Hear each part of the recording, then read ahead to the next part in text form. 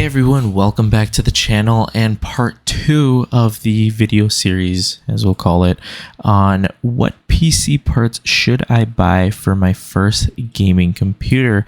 This part 2 video is Team Blue, the Intel PC. In part 1 we built the Team Red AMD build. I'll have that linked down below if you want to review that one. But in this one we are talking about Team Blue Intel all the way for all the Intel fans out there.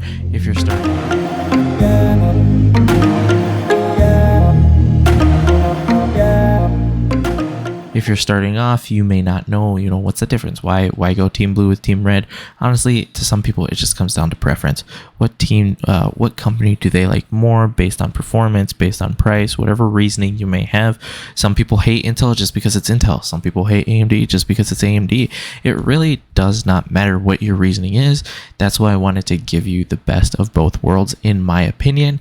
This is, again, in no shape or form a top enthusiast PC YouTube channel like Gamers Nexus, Jay's 2 Cents, or Lion's Tech Tips. This is just me, myself, on a low starting point in a potentially YouTube career, just talking about what I think the best bang for your buck is if you're trying to build a brand new gaming PC for the first time in the last quarter of 2022. As a disclaimer, Intel 13th gen and Ryzen 7000 series is coming out very shortly if it hasn't already launched. But reason we're not really talking about that stuff today is it is bleeding edge, so there's a lot of quirks that they still need to work out, and it is very expensive right now. There's a lot of upfront costs associated with that stuff since it's so new that I just don't think you should even worry about if it's your first time building a gaming PC.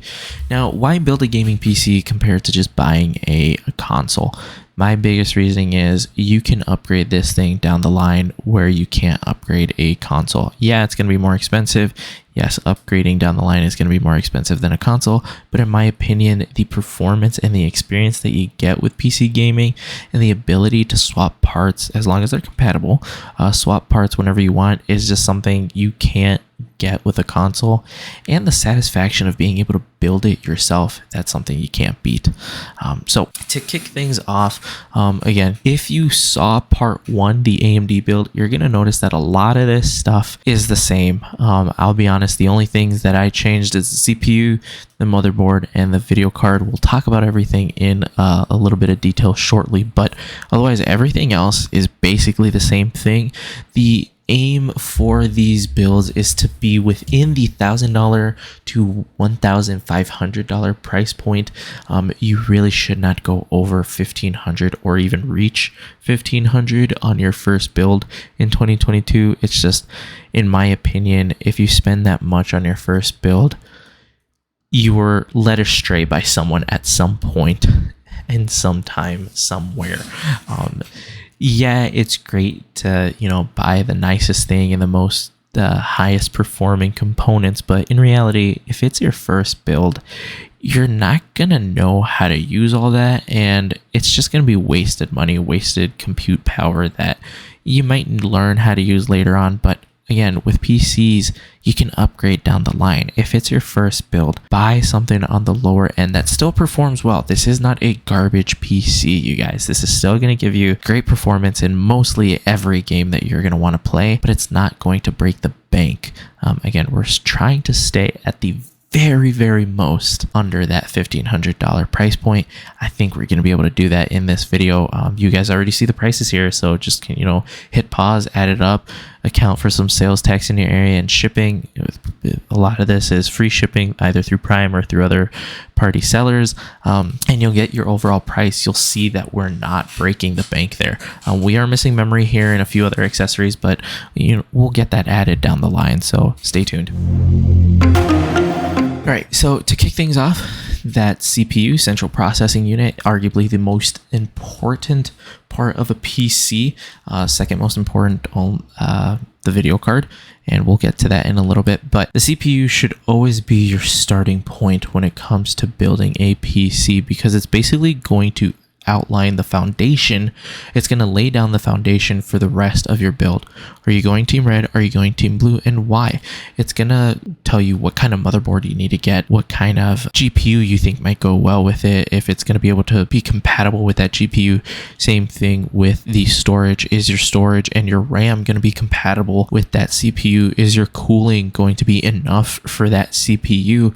It really is the first question you should answer whenever you're building a PC. The other question that you should answer is, what type of gaming are you trying to be? Are you trying to accomplish? Are you trying to enjoy? Is it something like a demanding open world or big game like Civilization 6, where there's a lot of stuff to put on a screen? Or is it going to be something a little bit more laid back, kind of like Fall Guys or Minecraft? You know, that is a question that you want to answer.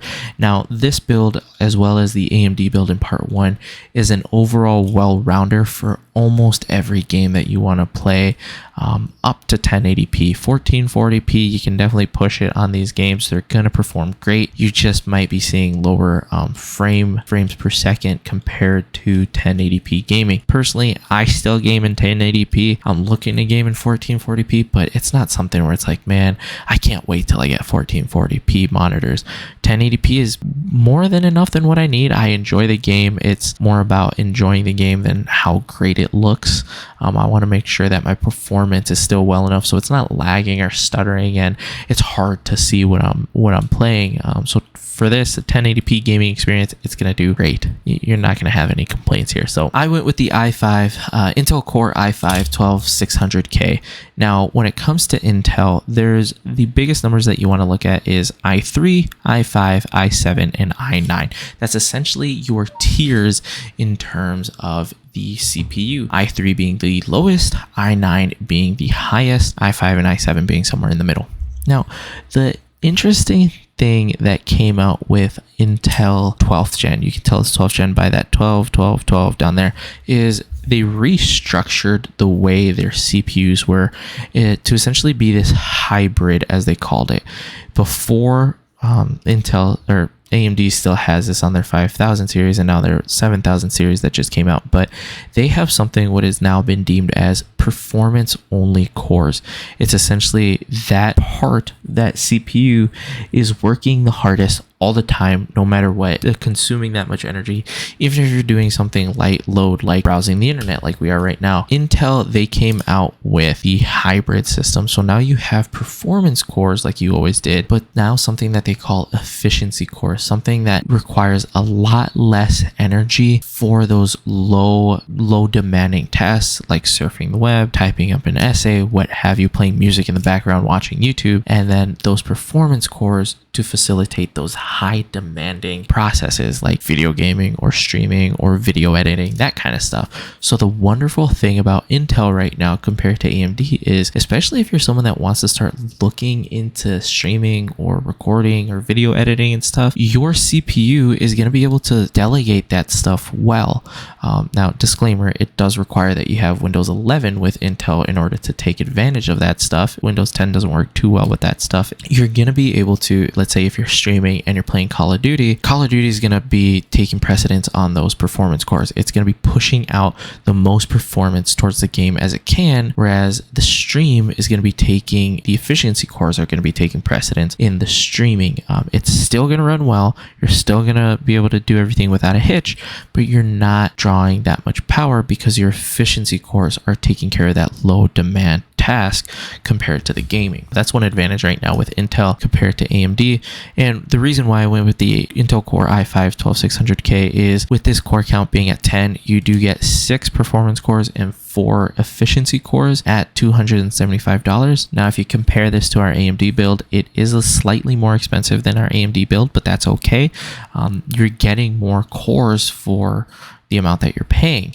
The other thing that Intel does, you have to make sure, depending on the SKU, if it's a K SKU, that's a yes to this next thing. If it's an F SKU, most of the time it's not. But there is integrated graphics. Now, I want to be completely clear here. Those graphics are not good. They're not good for gaming. But if you're troubleshooting and there's potentially something wrong with your card and you just need some type of display, the integrated graphics on most Intel CPUs are gonna allow you to do that troubleshooting in case you need it, in case you're in a pinch. But again, we're gonna talk about graphics cards in a little bit. Why didn't I go with an Intel i3 like this Intel i3 12100F? Well, first off, it's an F, so there's no integrated graphics. Yes, it's cheaper, a lot cheaper than the 12600K, but it's only 4 cores. You might be thinking, well, yeah, that's 2 performance and 2 efficiencies, right? That'd be a safe guess, but unfortunately that'd be the wrong guess. That is performance cores only.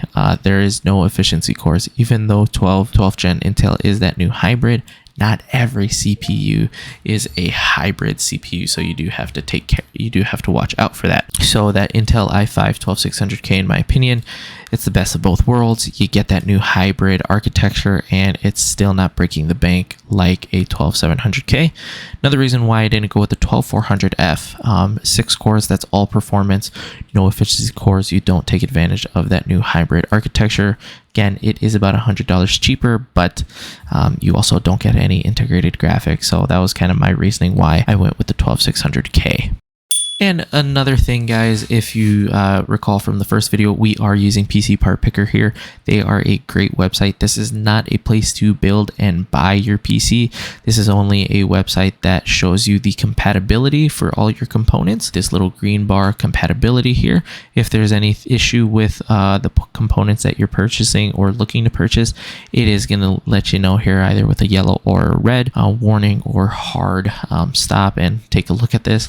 And also because it gives you the estimated wattage, roughly how much power are you going to need to run your PC on a day-to-day basis. With PC Part Picker, every component you choose is guaranteed to work with every other component one way or another, whether it require a software update or it's good out of the box. PC Part Picker makes sure that everything works when you're ready to play. Skipping the CPU cooler for now, let's go to the next thing, motherboard. So we did go with the MSI Mag B660M Mortar Wi-Fi DDR4. Again, it's a lot to read, but let's kind of break it down once we go into that motherboard.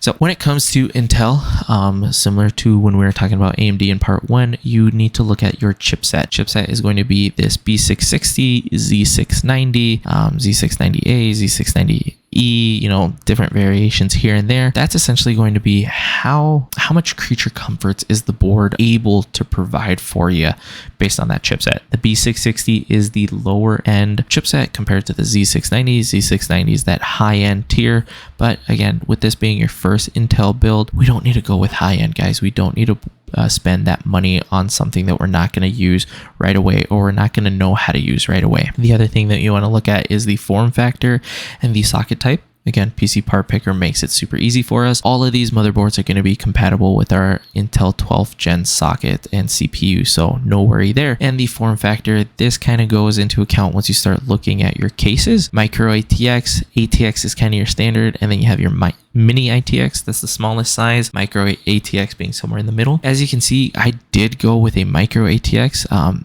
This is what I chose, that's why it's at the top of the list. It's already on the parts list, but why did I go with an MSI Mag B660 Micro ATX board, where in the part 1 with AMD, we went with a standard ATX? Biggest reasoning is the price. Price to performance, I think this is a good deal. It comes with Wi-Fi already baked into the motherboard, so I don't have to worry about buying a Wi-Fi card down the line. Very similar to the AMD build, that motherboard already came with Wi-Fi baked into it, so it's just an added plus there. And a very, very important thing I want to outline for you guys in regards to Intel 12th gen, there is a big distinction between a DDR4 motherboard and a DDR5 motherboard. That's essentially regarding the memory, which we're going to talk about next. This motherboard, MSI Mag B660M Mortar Wi-Fi DDR4, can only take DDR4 RAM. It's not going to be able to read the newest and more expensive DDR5 variant of memory. So something to keep in mind there when you're purchasing this stuff. Make sure that whatever motherboard you buy, that you buy the RAM that fits for it. And again, PC Part Picker makes it easy for you, so you don't have to worry about that potential issue. Depending depending on the CPU that you buy for Intel, it also will depend on if you're even able to buy DDR5. But again, I'm not going to worry about it because it's the bleeding edge, it's the newest stuff, it's the most expensive stuff. I don't want to deal with any of that right now. DDR4 is still great for an entry-level PC, for your first PC, so no worries there. Let's go with that motherboard. Heading into memory, then, that was something that unfortunately dropped off on this list compared to the part 1 list. But if you guys recall, we did go with the Corsair Vengeance LPX 16 gigabyte on part 1 video. It was the 3600 speed. We'll talk about what all that means here shortly. In this video for Intel, we're going to see if we can stick with the 3600 as well. But just know that you guys don't absolutely need to. If you know you're getting close to that $1,000 mark and you're trying to shave off some dollars here and there, you can definitely go with a 3200 speed with Intel. Intel isn't as hungry in terms of the speed with memory as they are with AMD. Now, the things that you want to look at for the memory capacity, how much memory are you buying? 16 gigs, I would say, is the absolute minimum you want to be getting nowadays. You can get 8 gig kits where it's 2 sticks of 4, but to be honest, guys, that is the low requirement for most games nowadays. So 16 gigs is pretty good, right in the middle. If you get 32 gigs, that's great and all, but again, that's going to be a little bit more expensive, and you can always buy another 16 gig kit down the line and add it to your already existing 16 gig kit, as long as your motherboard has enough RAM slots to populate all those sticks. So just kind of keep that in mind there. The other thing that you want to look at that we already touched base on regarding the motherboard and stuff is that DDR4. Again, PC Part Picker is only showing us DDR4 RAM sticks because that is the motherboard and CPU compatibility that we chose. And that last thing that I kind of detailed was the speed, 3200 versus 3600. They also have other speeds, but for the most part, the mainstream speeds are the 32 and 3600. And we're gonna still stick with a 3600 gig speed kit here, and the reason why is it's really not that much more expensive when you think about it for the performance that you're going to be getting with the 3600. Again, in my personal build, I did say this in part 1, I only have 3200 speed memory. I don't have any issue with it, but if I could go back, I would have bought the 3600 kit just because it really wasn't that much more expensive compared to my 3200 kit that I bought. But I still would have had a little bit better performance. So I'm trying to watch out for you guys, trying to, make sure you're taken care of here, if you will. So I'm still going to stick with this Corsair Vengeance LPX 16 gigabyte at the 3600 speed. Talking about storage now, why do you need storage? Why do I have 2 different storage options here? And why am I going to keep both storage options here? So when it comes to storage, just like your console, you need it to store not only your games, but also your operating system and all of your programs that you're going to be running on a day-to-day basis. Most important thing that you need absolutely on a PC is Windows or your operating system. Some people like using Linux. Most of you are going to be using Windows. If you're running Intel 12th gen, I recommend using Windows 11 because that is the operating system that can take advantage of that new hybrid architecture. If you go with Windows 10, it works, but it's really not the best. I've heard some people say that it doesn't work at all. So if you're going with Intel 12th gen, just get Windows 11 for your operating system. You need somewhere to store it. You need somewhere to keep all those files and important programs on your PC, and that's why you need storage. Now, the reason I have 2 different storages on here and why I'm going to keep them is because this first one, this Crucial P2 500 gigabyte M.2 2280 PCIe yada yada yada NVMe. Again, it's a lot of words. We'll break it down in a little bit. That is what I'm going to call my boot drive, where I'm going to put my main files, my operating system, any majority files that I use, kind of like Steam, OBS, this little software that I use like Outplay, Discord, what have you. That's the stuff that I'm going to be using a lot. That's the stuff that I want to boot up fast and every time guaranteed. That's why I'm going to put it on my NVMe. NVMe's right now, I call them little gum sticks. They are the fastest and most reliable form of storage for enthusiast PC gaming builders to date. This isn't the fastest at PCIe Gen 3.0. They do have up to 5.0 nowadays, but again, it's the bleeding edge. It's the most expensive one. PCIe 3.0 has been around for some time. It is well established, and it's starting to wind down in price by a lot, actually. Back more like 4 to 5 years ago, this Crucial P2 500 gigabyte would not have been running us $40.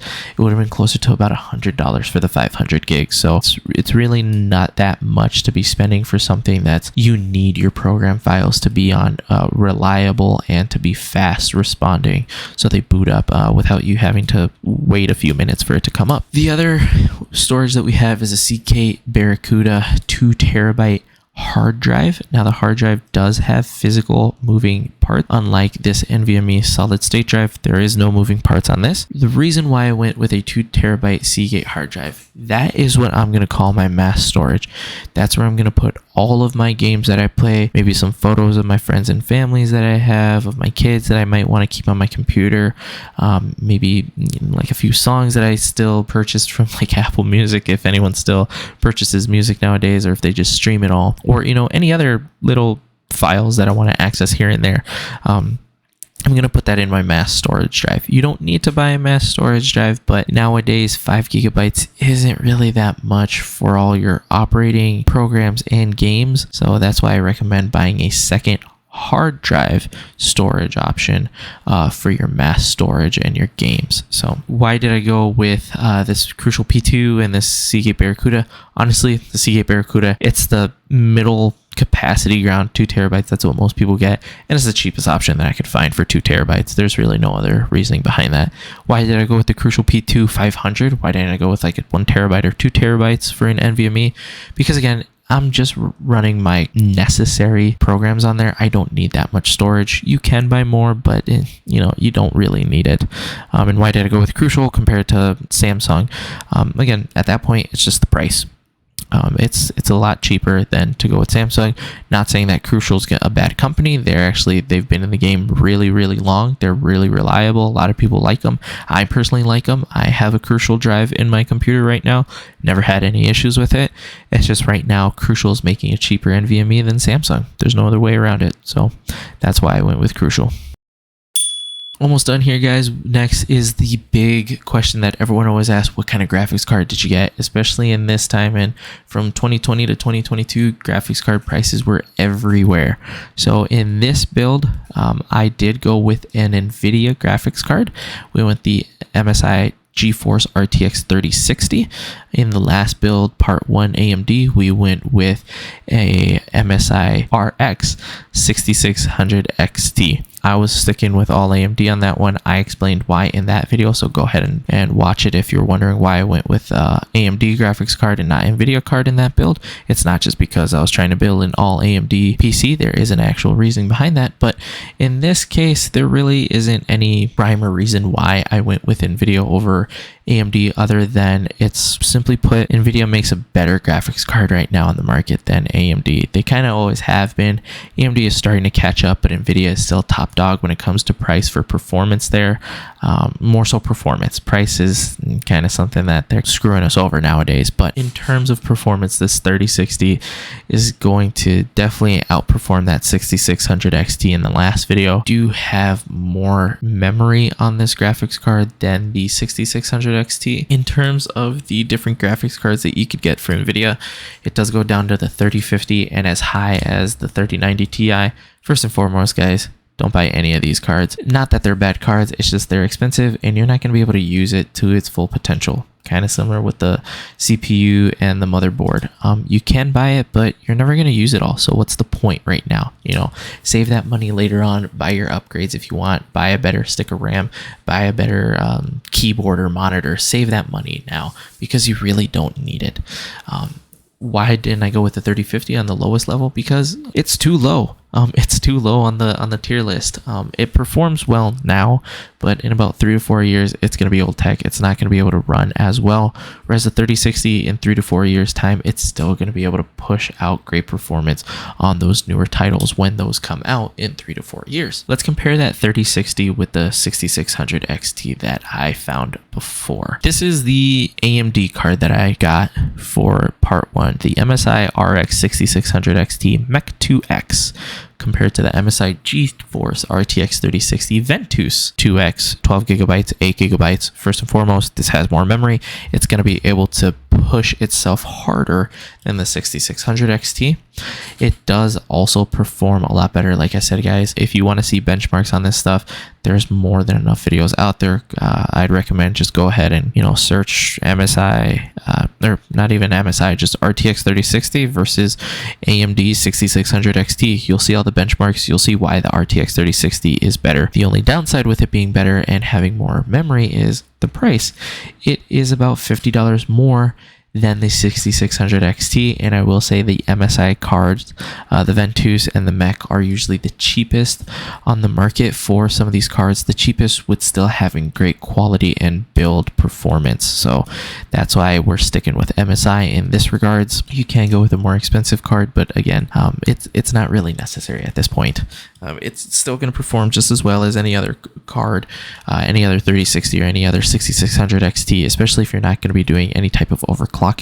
I'm not even going to go into overclocking right now because that's not the scope of this video. If you can, just go with the MSI Ventus or Mech, depending on if you're going with NVIDIA or AMD. But again, in this case, we're sticking with NVIDIA RTX 3060 this time around for $370.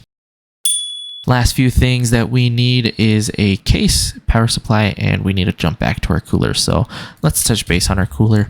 I went with the Be Quiet Pure Rock 2, black. That's just defining the color scheme on the cooler. I went with this because, one, it is on the lower end in terms of price, only about $45, but it's still a great performer in terms of the airflow space.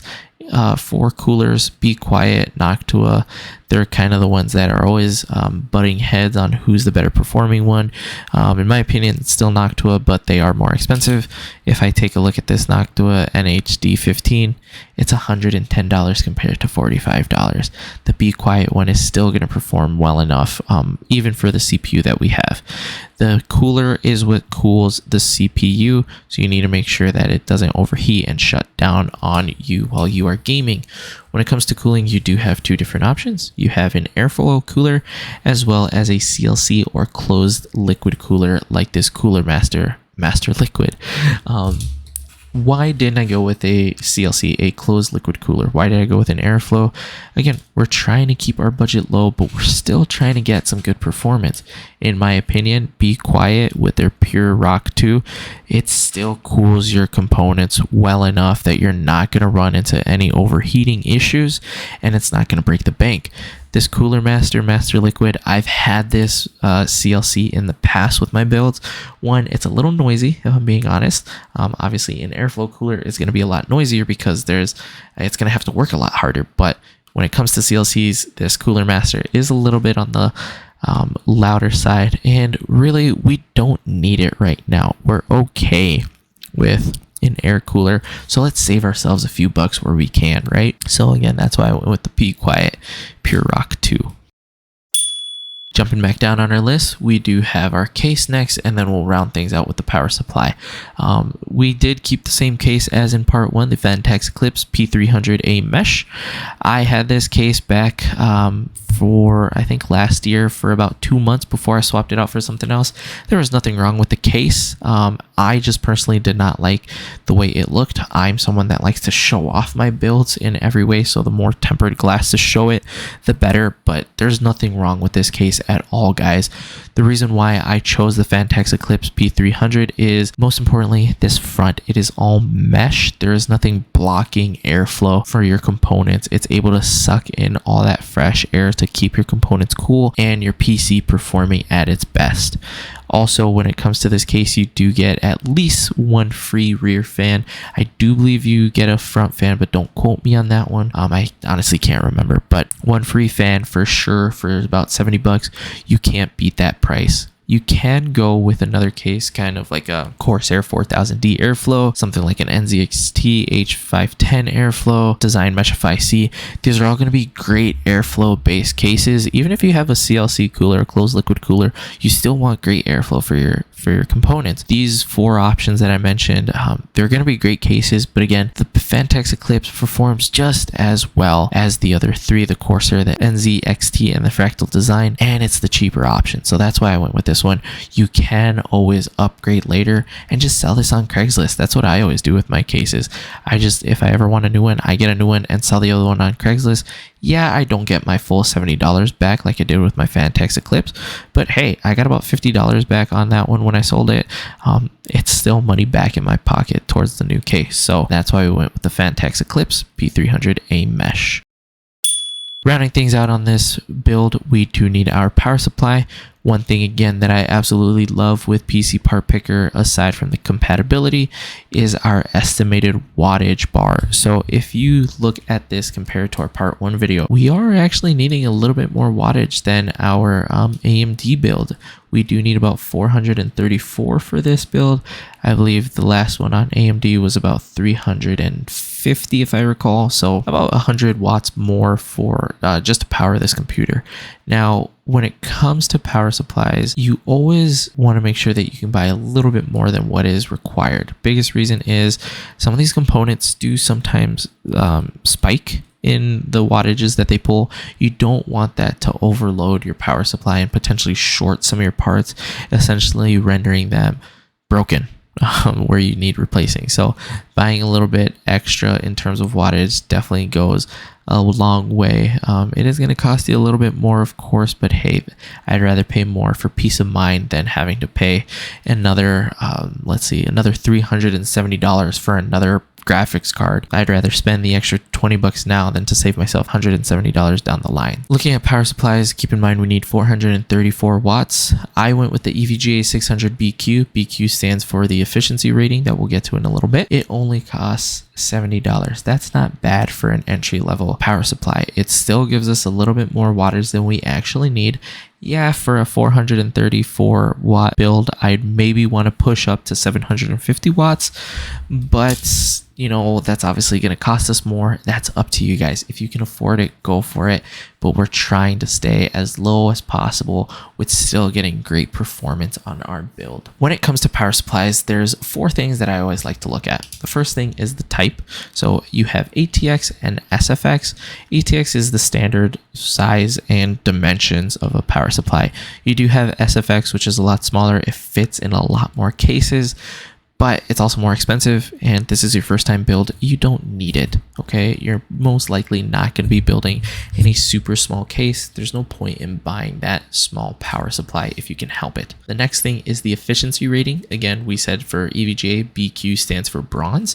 Now, what does that mean? When it comes to efficiency rating, you have 80 plus bronze, gold, platinum, and titanium are your common ones. There is also silver that goes in between bronze and gold, but not that many people use that anymore. What that means is how efficient is your power supply in converting the power that it gets from the wall to usable wattage for your PC. Now, bronze is on the lowest, 80 plus titanium is on the highest. The higher you go, the more you pay. And in reality, guys, 80 plus bronze is more than enough efficiency wise for your first build. Yeah, you're going to be leaving power on the table in the conversion, but from my experience, it translates to maybe like a $10 to $20 difference in your energy bill per year, not per month, okay, guys? And that's if you're playing on a regular basis, even every night for 4 hours. That's what I saw, just kind of running a little bit of calculations there. When this rating does come into account is when you are leaving your computer running for 24/7, 365 all the time.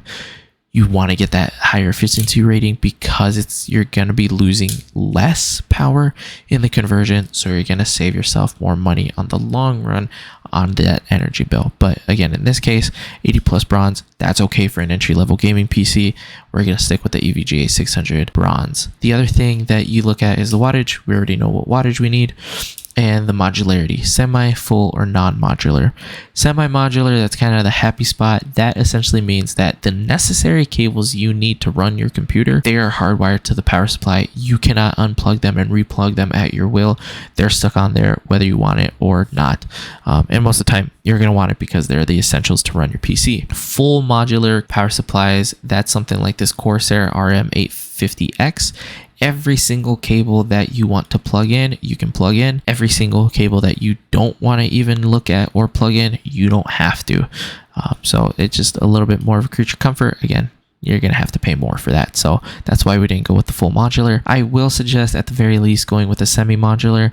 Biggest reason is it's going to help with the tidying up of your cables after you're done building your PC. If you go with a non-modular cable, it's not going to be able to unplug anything from that power supply. It's all going to be hardwired, and it's just going to be a mess when you're trying to cable manage your build. It's going to look like a rat's nest in the back of the case, I should say, and it's just not going to look pretty. You're always going to know it's there. It's going to bother you. So just go with a semi-modular if you can at the very least. If you can afford the fully modular, definitely go for it. It's a nice creature comfort to have. That's what I have. Definitely saves me a headache in terms of cable management, but it's not necessary. So that does round out our build, guys. We did go a little bit higher than our AMD build by about $100. Really, though, it's not that bad if you really think about the performance that you're getting. Again, we're not a tech review channel, so I'm not going to tell you what frames you can be expecting, but what I can say is you're definitely going to get a better performance, a better experience than on any game compared to your consoles that you currently have, and you're going to be able to upgrade this down the line to even improve your performance that much more per every upgrade that you make. Obviously that's going to cost you some more money down the line, but hey, it's nothing that you can't save up for if you really want it. But let me know what you guys think in the comments. Are you team red? Are you team blue? What do you think about this build compared to part 1's build with the AMD system? Do you think this one was a hit or a miss compared to that one? Which one would you rather have if you had a choice? Would you rather go team red or team blue, and why? Is it just because of the price, or because you think that this one's going to perform a lot better? Do you think the team red one's going to perform a lot better? Leave a comment down below, like this video, guys, share it with your friends, and don't forget to sub to the channel. I'll catch you guys in the next one. We will be jumping back to the video game content. All right, deuces.